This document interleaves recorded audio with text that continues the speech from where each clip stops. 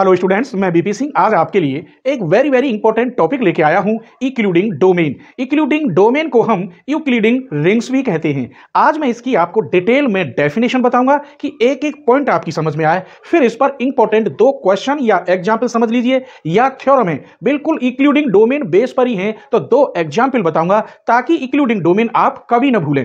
तो मैं बता रहा हूं आपको डिटेल्स में, इसलिए यूक्लिडियन डोमेन की डेफिनेशन से पहले आपको कुछ और बातें समझनी होंगी। जैसे सबसे पहले हम कोई एक मैपिंग या फंक्शन बनाते हैं। मैं एक मैपिंग ले रहा हूं यहां पर,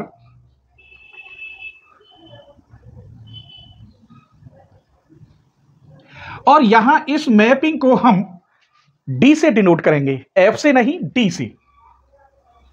और यहां सभी रियल नंबर होंगे, और जब इसमें से मैप बनेगा फंक्शन तो वो इंटीजर में होंगे और वो भी प्लस के होंगे। सपोज करिए यहां ए है तो यहां बन जाएगा डी ए, क्योंकि फंक्शन में। अगर मैं यहां बी लेता हूं तो यहां बन जाएगा डी बी। अगर ए डॉट बी मतलब ए बी लेता हूं तो ये डी ए बी बन जाएगा। इतना तो आप अच्छी तरह जानते हैं। अब इसमें क्या होगा, यूक्लिडियन डोमेन आखिर कहती क्या है कि जब ये फंक्शन बनाऊं मैं ऐसे डी सच दैट तो आर माइनस जीरो, इसका मतलब यह हुआ कि इसके अंदर जीरो है नहीं, सभी नॉन जीरो एलिमेंट हैं। और किस में बनेगा, जेड में, इंटीजर में बनेंगे। जब जेड में बनेंगे, और जेड मैंने इंटीजर कहा है तो स्वाभाविक जीरो भी होगी, तो जेड प्लस किसके साथ होगा, जीरो के। ये मैंने यूनियन का साइन बना दिया है क्योंकि जीरो भी इसमें सम्मिलित होगा। तो ये लिखना है इस डेफिनेशन के अंदर। दोबारा यहां रफ समझ लीजिए, अभी तो ये रफ ही है, ये ऐसे ही है, d such that r tends to z plus, लेकिन इस आर में जीरो नहीं है इसलिए मैंने माइनस कर दी। इस जेड प्लस के साथ इसमें जीरो भी है तो यहां मैंने जीरो लगा दिया। इस प्रकार जब ये फंक्शन बनेगा तो हम किसी ना किसी फंक्शन के अकॉर्डिंग इसे डिफाइन करेंगे। अब एक बात बताइए, यहां ये डी ए है, यहां एक एलिमेंट है और यहां दो एलिमेंट हैं, तो स्वाभाविक है ज्यादा होंगे ये। तो ये डी ए बी यहां इससे बड़ा होगा या बराबर हो सकता है, लेकिन छोटा नहीं हो सकता।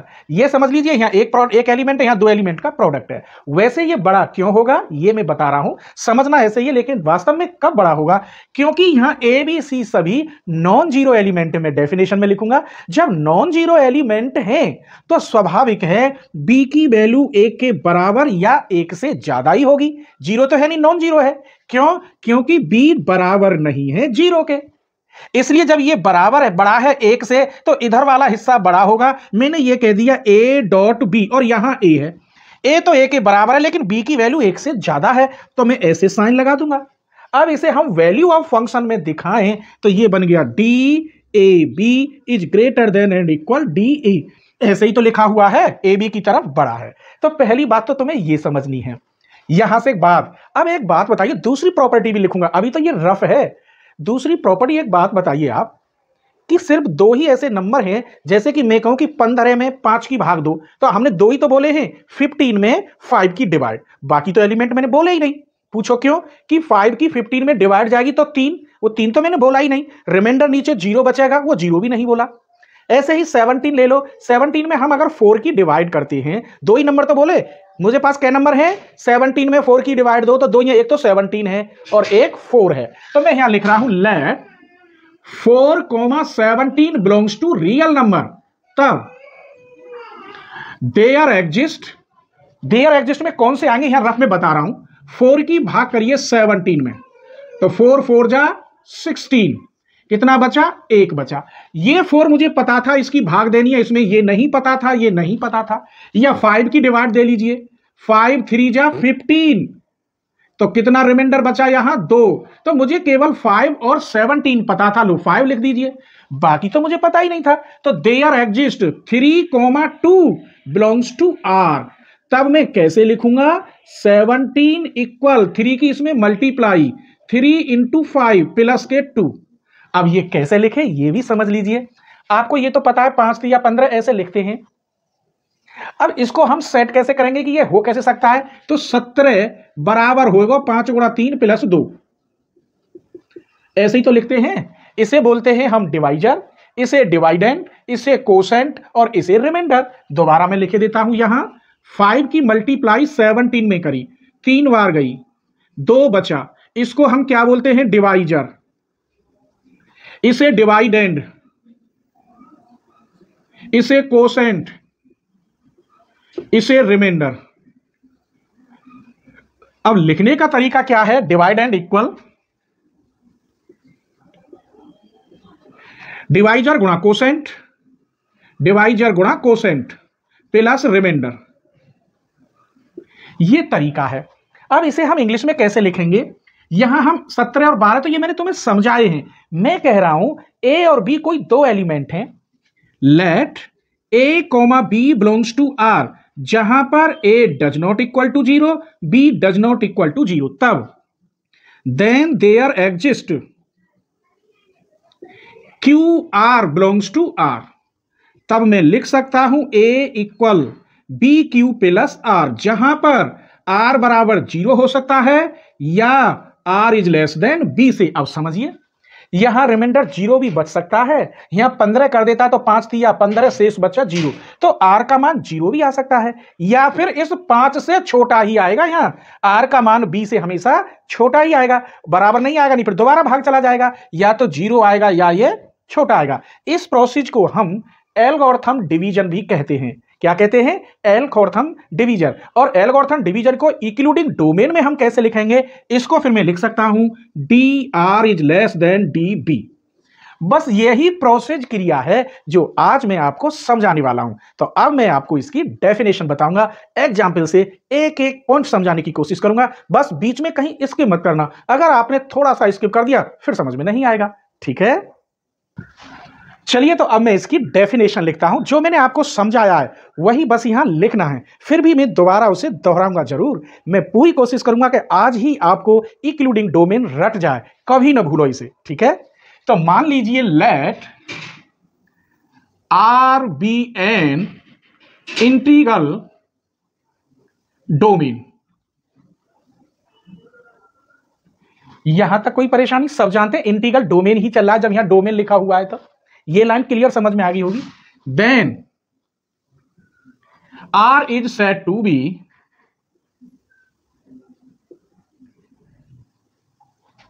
ए यूक्लिडियन डोमेन।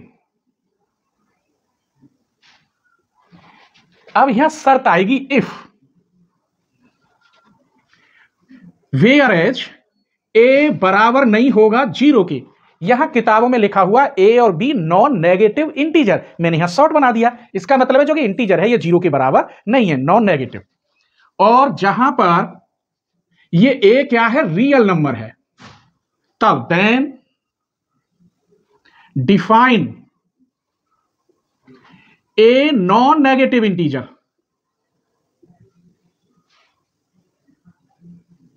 नेगेटिव इंटीजर,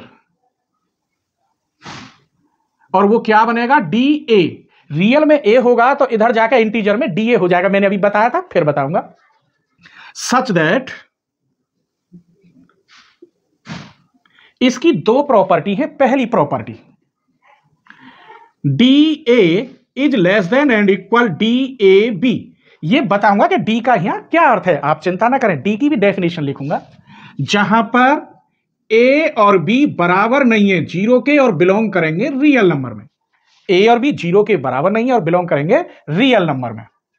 दूसरी प्रॉपर्टी इसकी, let A comma B belongs to r, b non negative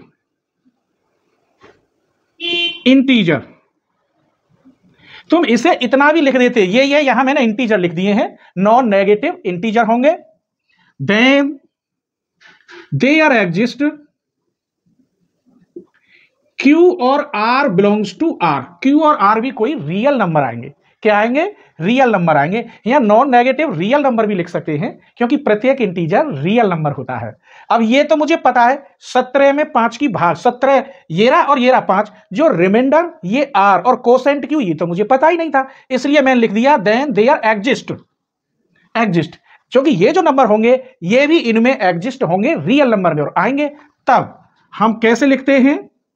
A equal B Q plus R, यही तो तरीका बताया था मैंने। 17 इक्वल 5 गुणा 3, शेष बचेगा 2, या यहां 0 भी बच सकता है। तो वेयर आर इक्वल टू 0 या are is less than b. अब हमें तो वैल्यू में चाहिए, इक्विलेटिंग वैल्यू में, तो इक्विलेटिंग के लिए क्या करते हैं, यहां लगा दो d, r is less than d b. यहां तक कोई परेशानी? ये दो प्रॉपर्टी इसकी हो गई। जो क्वेश्चन इन दोनों प्रॉपर्टियों को सेटिस्फाई करेगा वास्तव में वो क्वेश्चन यूक्लिडियन का होगा। किसका होगा? यूक्लिडियन का होगा। आइए इसकी छोटी छोटी दो लाइनें और एक फंक्शन भी बनाना है, अभी जो मैंने पहले बताया था वो भी दिखा रहा हूं, यहां देख लीजिए। And define a function in Euclidean domain D, या स्मॉल डी चल रहा है तो स्मॉल डी ले लीजिए। तो मैं यहां फंक्शन बना रहा हूं, यहां क्या होगा, ये डी होगा, ये रियल नंबर नॉन नेगेटिव, यहां इंटीजर प्लस के इसमें जीरो भी होगा। तो ये फंक्शन कैसे बनेगा?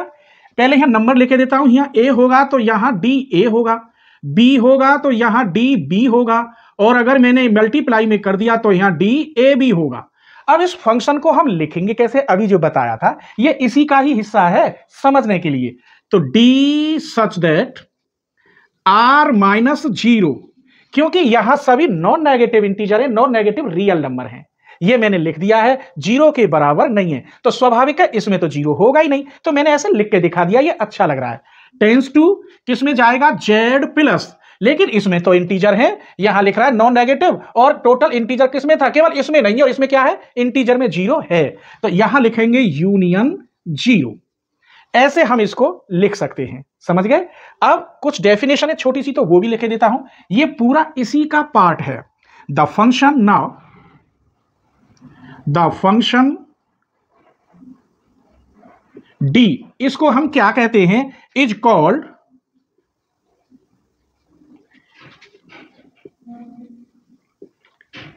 यूक्लिडियन वैल्यूएशन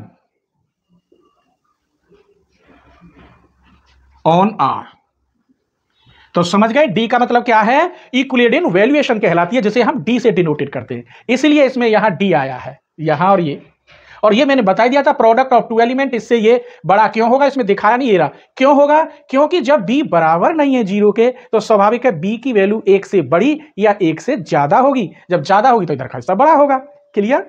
और सेकंड कंडीशन को, जो हमने ये सेकंड बताई थी, इसको हम एल्गोरिथम इंक्लूडिंग डोमेन भी कहते हैं। तो मैं इसकी डेफिनेशन लिख रहा हूं, condition second is called Euclidean algorithm.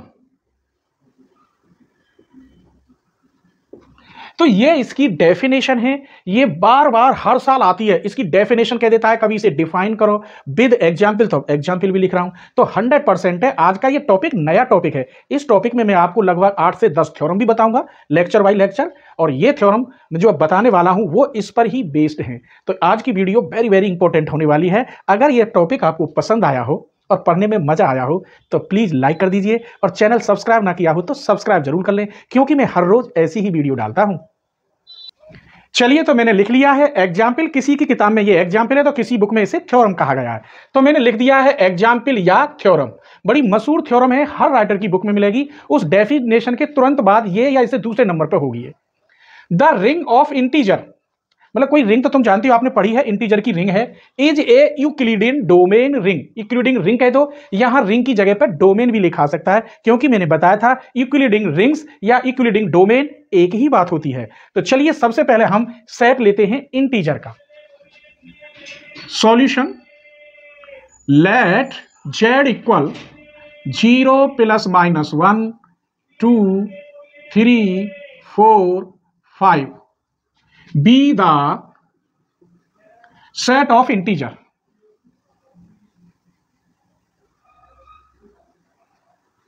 यहां तक तो कोई परेशानी नहीं है, ये इंटीग्रल डोमेन भी है, तब हम किसे लिखेंगे? Also we have z is an integral domain. हमने ये पढ़ा भी है, थ्योरम है कि रिंग इंटीग्रल डोमेन होती है। The set of integer is a ring और एन क्या है, इंटीग्रल डोमेन। तो ये थ्योरम है, तो इसे हम इंटीग्रल डोमेन भी कह देंगे क्योंकि इंटीजर है। आइए नाउ अब फंक्शन कैसे डिफाइन करना है। नाउ द फंक्शन, यहां डी से डिनोटेड करेंगे, डिफाइन एज, कैसे, D A equal to mod A.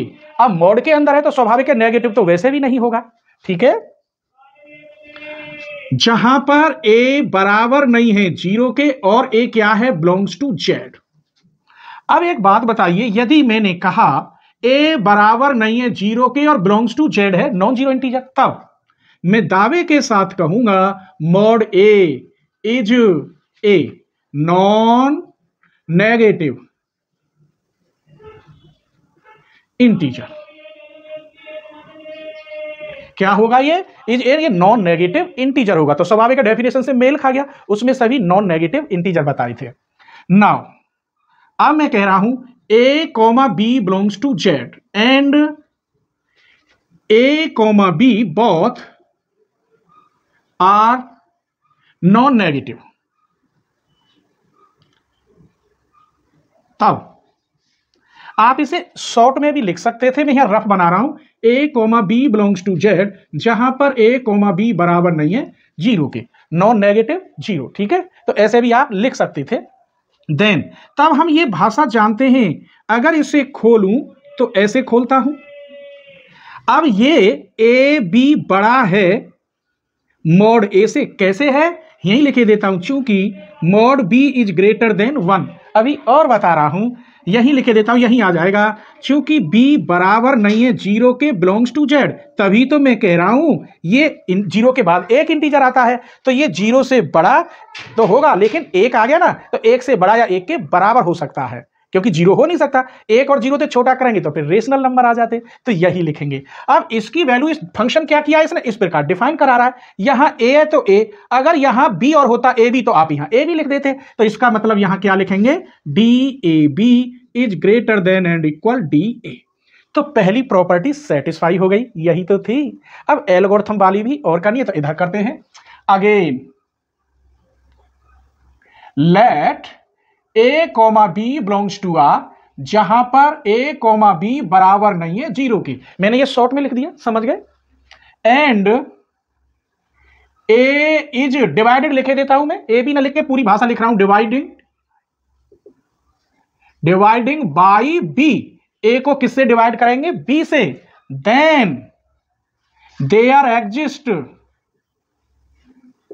Q और आर मिलेंगे रियल नंबर में, सच दैट, तब हम लिखेंगे A equal B Q plus R, where R equal zero होगा या ये छोटा होगा बी से।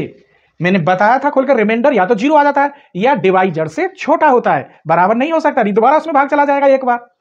अब इसे हम ऐसे लिख सकते हैं, इसका मतलब mod r is less than mod B.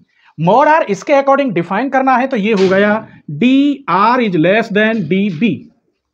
बस यही आपको प्रूफ करना था, आप डायरेक्ट साथ लिख सकते हैं, यहां हेंस आते हैं Z plus is A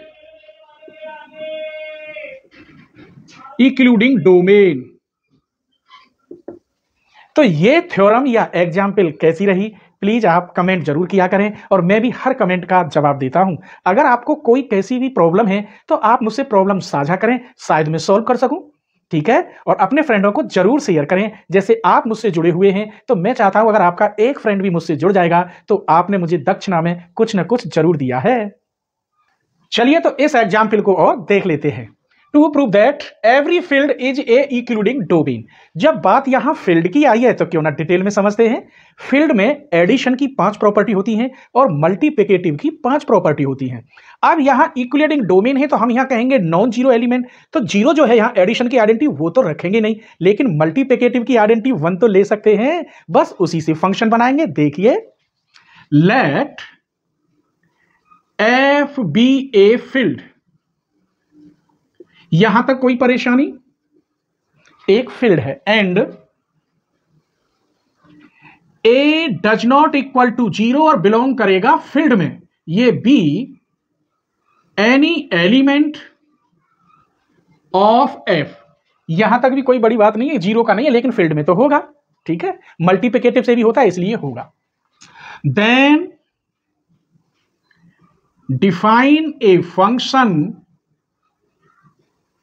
D as, कैसे, इसे किस आधार पर डिफाइन करेंगे, ऐसे डी ए इक्वल टू 1, जहां पर ए बराबर नहीं है 0 के और बिलोंग करेगा फील्ड को। सर जी आपने 1 क्यों लिया है? क्योंकि दो आइडेंटिटी होती है 0 और 0, तो यानी कह रहा है कि 0 तो है ही नहीं, तो मैं क्या 1 तो ले सकता हूं, इसीलिए मैंने यहां 1 लिया है। इसके आधार पर दोनों प्रॉपर्टी सेटिस्फाई कर दूंगा। देखिए नाउ ए कॉमा बी बराबर नहीं है 0 के और बिलोंग करेंगे फील्ड के, तब मैं दावे के साथ यहां लिख सकता हूं डी ए बराबर 1 एंड डी ए बी बराबर 1।